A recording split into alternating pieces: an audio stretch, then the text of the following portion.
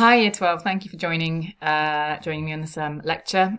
This is a lecture version of what I would have done with you in class. So I've tried to make this work for the YouTube platform. So you will have already watched the first 15 minutes, 30 seconds of my lecture online on educational policy. The screen that you can see is like the start of the one that you've already watched.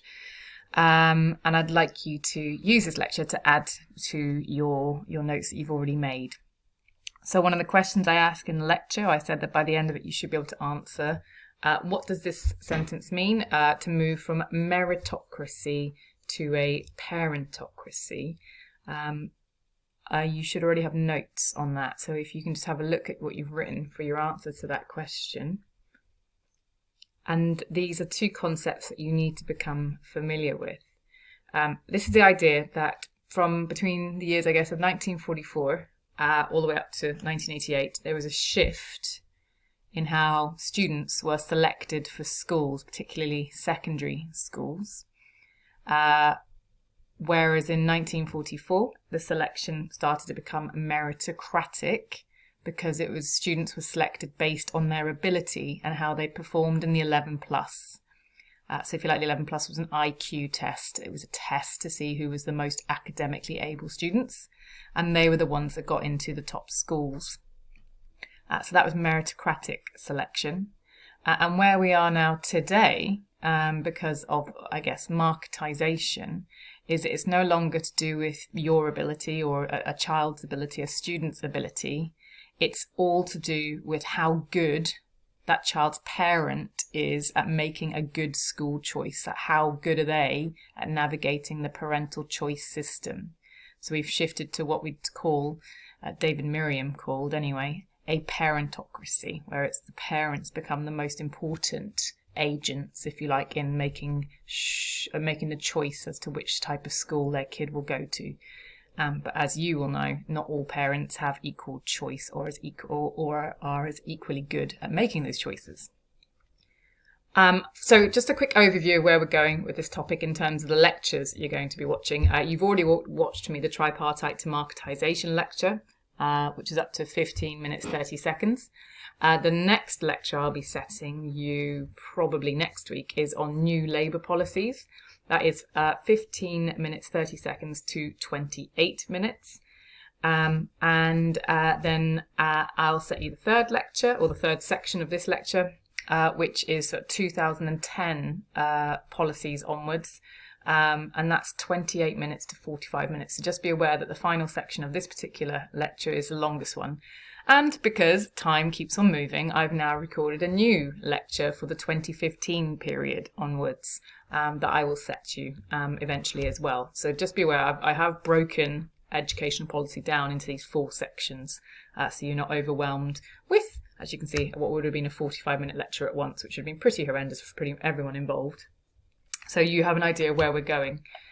Let's just jump into the first activity then. You've already watched the lecture on tripartite, comprehensive vocational education and marketization. Without looking at your notes, if you've got them in front of you, turn them over. What can you remember about each of these educational policies? And I'm looking for the dates. Okay, the key in education policy is very much dates, less studies, more dates. So what dates were they introduced?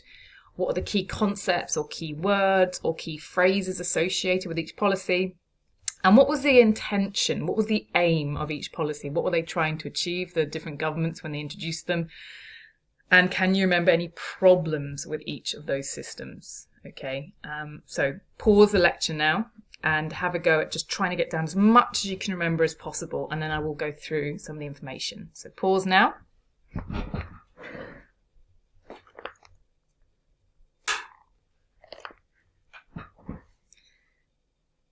Okay, so hopefully you spent a few minutes doing that, probably about 5, maybe 10 minutes, having a go at seeing what you can remember. So yeah, please do this activity rather than just relying on me to give you the information from the lecture. It means you're learning it in a better way rather than just relying on me to tell you stuff, which I'm pretty sure it's easy to forget when I go on and on and on in these videos.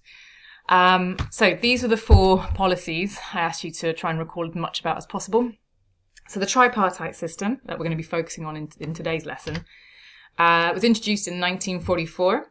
The 11 plus is a key concept associated with the tripartite system. It was the name of the test or the exam, or is the name of the test or the exam that students sat to determine what type of school they went to. It's what's known as meritocratic selection, because it's selection based on ability. And based on the outcome of that test, you would have either gone to a grammar school if you passed, had a very academic education, or what was known as like a secondary modern school, which had a much more sort of practical, vocational type of education with basic English and maths, for example. The third type of school was known as what's known as a technical college, and there weren't very many of them around. So it was more of a two-school system than a three-school system. However, it had very high aims. It is easy to criticise all of these policies, but ultimately their aims are normally relatively decent. So the aim of the tripartite system was free secondary education for all, because if you remember, prior to 1944, free education stopped at the age of 13. So for this point onwards, young people could get a free secondary education, which, in theory, would improve the human capital of the whole of society, because you're making sure that all teenagers are getting a decent education or getting an education. Plenty of problems with it, but the evaluation I'll talk to you about at the end. The comprehensive system then was introduced in 1965, although I have written there in brackets, not all. There was a lot of resistance to comprehensivization, and some local authorities opted out of the comprehensive system, which they were allowed to do because there was an enormous outcry from, if you like, the more middle class, well-off areas who didn't really want their bright little Tarquins going down the local comprehensive and hanging out with all the working class kids. So there were a few areas in the UK that opted out. So quite often I would say between 1965 to roughly 1970 is how long it took for most schools to go comprehensive. But again, even then, not all. Key concept with a comprehensive system, the main one is catchment area. To be clear about what a catchment area is, the geographical location around a school. Students went to their local school. It wasn't like you could choose to go to one a bit further away that was a bit better. You went to your local one. And very much there was a lot of setting and streaming in the comprehensive system, okay, because all students were educated together. As a result, the schools had to start setting the students that were in the school, so the higher ability could get a certain standard of teaching, and the lower ability could have different types of lessons that helped supported their learning, if you like. Vocational learning. It was introduced in 1979 by the Conservative government. Very much practical education. Subjects that you might have studied or would have been studied were linked to practical occupations, woodwork, metalwork, car mechanics, or care work, like health and social care, hair and beauty, very much work-based learning as such. And normally it would involve a period of time perhaps in a work environment as part of the learning. Now, the aim of vocational education was to make sure that all students gained a qualification to help them get jobs. It was very much a new right policy. They could see a huge number of particularly working class students leaving school, having not been able to access the more academic GCSEs and A-level programs. So they felt that actually by introducing vocational education, it meant that all students left school with a qualification, meaning it's much more likely that they will get a job. And the final one we've looked at in a lot of detail before, which is marketisation. This was introduced in 1988 on the basis of Chubb and Moe's research, if you remember, in America. Lots of concepts associated with marketisation. Just a quick one, be careful with your spell check. Mine does it quite often. Marketisation in the UK with English language is spelt with an S, not a Z. So just look out for the sneaky Zs that get in because of American spell check. So 1988, you have league tables, you've got formula funding, which is the idea that each student represents a bag of money. Parental choice now determines which school a student goes to. It's no longer catchment area, that's out the window. Devolved budgets, so schools are responsible for their own financial management.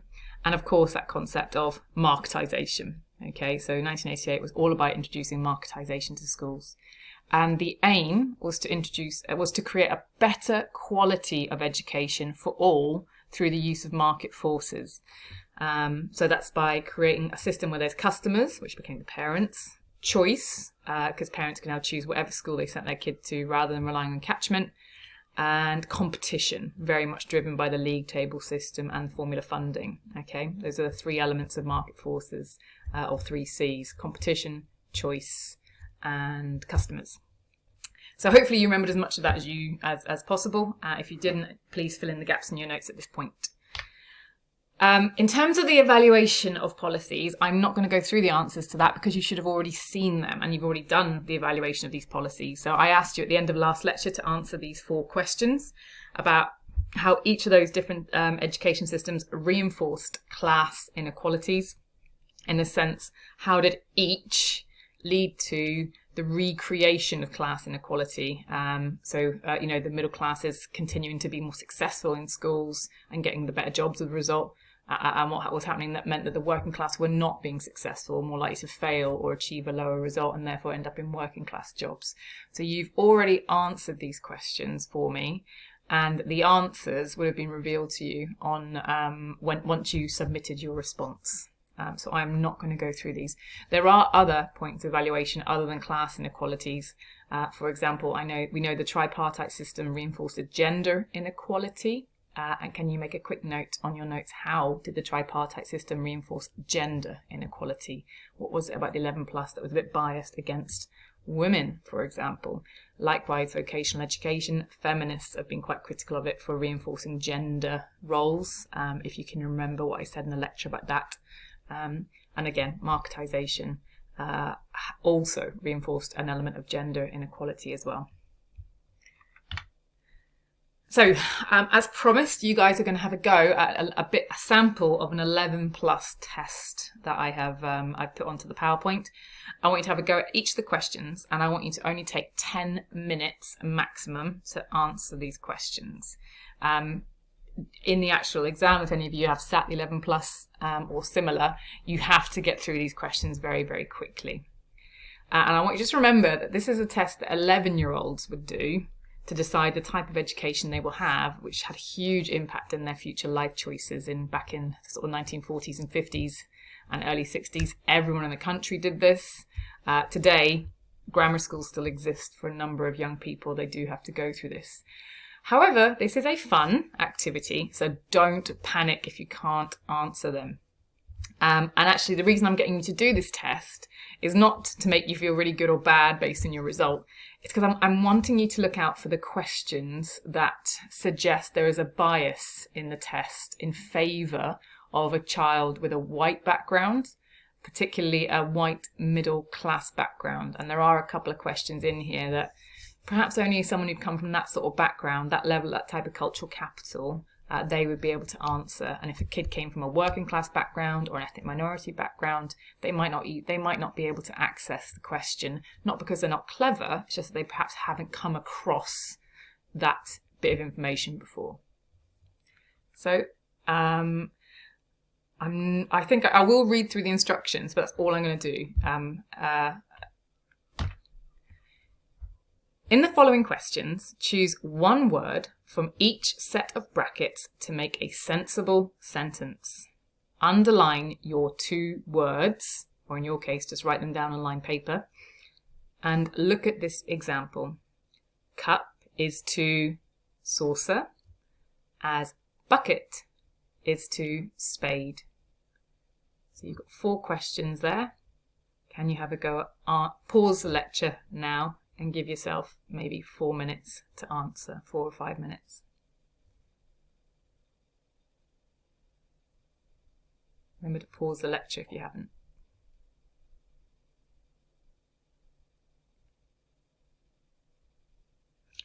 I'm going to move on to the next section now, so hopefully you've given yourself a number of minutes to complete that. Next one, again, pause this after I've read the instructions, so you've given yourself a few minutes. In each line below, write in the brackets one letter that completes the word in front of the brackets and the word after the brackets. Look at this example. row, D, road, D, the door. So you've got 1, 2, 3, 4, 5 there. Give yourself again 4 minutes, I guess, to have a go at this one. And again, pause the lecture now.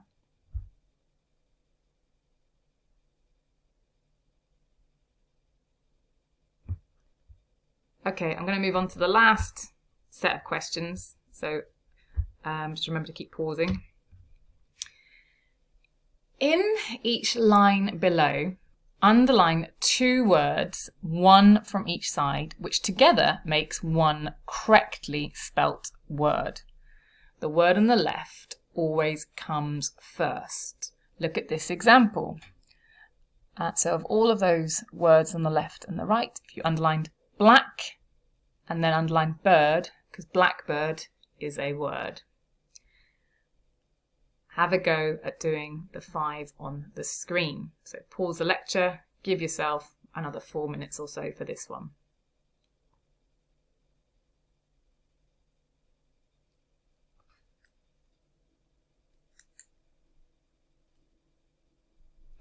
Right. So hopefully you've had a good go with those, and while you've been doing that, you've been keeping an eye out for any questions you think suggest a white or middle class background would benefit you if you're answering these questions. I'm going to go through the answers with you. If I've added it up right, it's out of 14. I might have got that bit wrong. I think it's out of 14. 11. If you get 11 or above, that means you're going to a grammar school. I've just picked this number out the air. It's roughly 3/4, but not quite. If you get 10 or below, you're going to a secondary school. Okay, if this is an imaginary activity, which it is. And I'm interested to know which questions do you think were biased. So let's go back to the beginning. 41, the relationship is never is to always, as few is to many. So the relationship there is opposites. 42, sun is to light as fire is to heat. The relationship there is what they create. Sun creates light, fire creates heat. Number 43, knife is to fork as thread is to needle. So knife and fork always go together in pairs, and you need a thread. You need a needle and thread, okay, as a pair. And number 44, pen is to write as brush is to sweep. So you use a pen to write, and you use a brush to sweep. I'm going to go on to the next one. So this is when you had to pick a letter to finish the word at the head and start the word afterwards. So the first, number 16, is inhale, E. So inhale and eject, so E. Number 17, is P, flap and pole. Number 18 is L, jewel and lump. Number 19 is M, infirm and minstrel. And number 20 is H, patch and haggle. I'm just going to pause you guys here, because this is where there are a couple of questions, or at least one, that I think suggests I think if you came from a middle class background, you would be more likely to be aware of those words. I wonder if you guys have picked out number 19, particularly the word minstrel. It's quite an old-fashioned word. It's an old-fashioned word for a musician, and I would argue that perhaps only a young person who maybe had come across, I don't know, works of Shakespeare, or maybe watched a number of historical documentaries, which is all things that are much more typical of middle-class cultural capital, would know about the word minstrel. Others have suggested that the word haggle, number 20, patch and haggle. Haggling is what you often do in marketplaces abroad.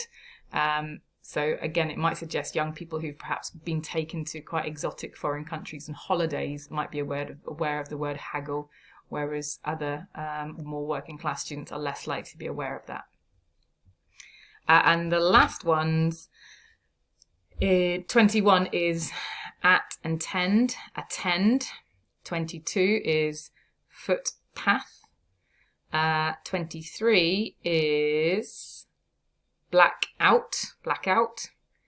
24 is flagon. Number 25 is attempt. So again, out of these ones are the answers I've just given you. Which words do you think would if you come from a middle class background, you might be more likely to have come across it? Or particularly a white background as well, because ethnic minorities might not be aware of this word. Hopefully you've picked out that it's the word flagon. Again, very old English word for a drinking vessel. So the same issues as before with minstrel. Suggests someone who's perhaps listened to some, classical plays or been exposed to some element of classical literature. Might have come across the word flagon. If you are from an ethnic minority background and you have learned English, you're unlikely to have learnt the word flagon. Because it's not used anymore, really, to order drinks in. So again, that's biased against people who come from different minority backgrounds where English is not the first language. So hopefully you have given yourself a mark out of 14. So you just, you tell me, are you going to grammar school? Did you get 11 above and you're going to grammar school? Yay. If you got 10 or below, you're going to a secondary school. And the reason I've given you that is because it was, I think, only the top 25% of each year would get the pass for the 11 plus and be able to go on to the grammar school. And we've already answered that point. Which questions do you think were biased?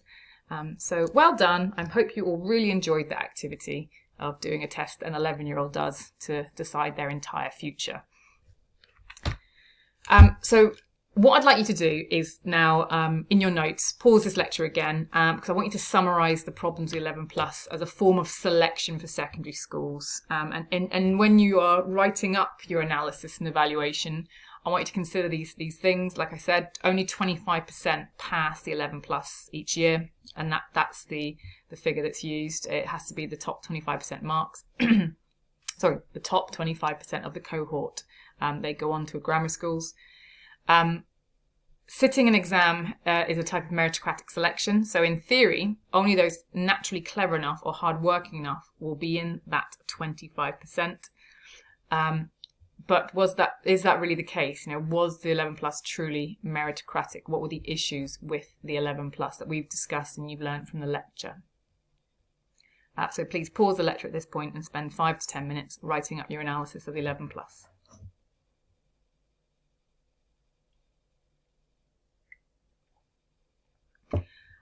So once you've done that, moving on to the very last kind of part of today's lesson is looking at grammar schools today. So quite often when we talk about grammar schools, we think of them as being a thing of the past, but they're not. They still exist in several areas of the UK. The closest one to us is Kent. They exist in Buckinghamshire.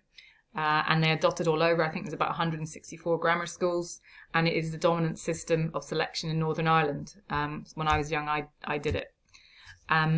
So the reason that I want you to talk about this as a current policy is the government's election manifesto for 2017 promised and actually did deliver 50 million for the expansion of grammar schools. Prior to this, grammar school expansion had not been allowed, because it was only the areas that refused to adopt comprehensives that maintained grammar schools, so they weren't allowed to expand. But the government in 2017 decided that they could expand grammar schools. So it is actually still a current policy. So what I'd like you to do is watch the first 15 minutes of this 2018 episode of Question Time. But I want you to pause it regularly in order to make notes. Just to be aware that there's some terminology. You'll hear them talk about pupil premium students. Those are students who come from poorer backgrounds. Schools are given additional money for every pupil premium student they have, and they use that money to pay for things like free school meals. So if you see FSM or hear free school meals, it is the same pretty much as pupil premium. So I'll send you this link. You can also scan the QR code that's just there. And based on that episode of Question Time, or the first 15 minutes, I'd like you to write out what are the arguments for and against grammar schools, and are there any other things that you can think of. What other problems with the education system are highlighted? And just so you're aware who's who, Damien Hines, he was the education minister back in 2018. He is no longer. So just be aware of that. And I'm going to ask you to send me that report, okay? That write-up as evidence of the work that you've done today.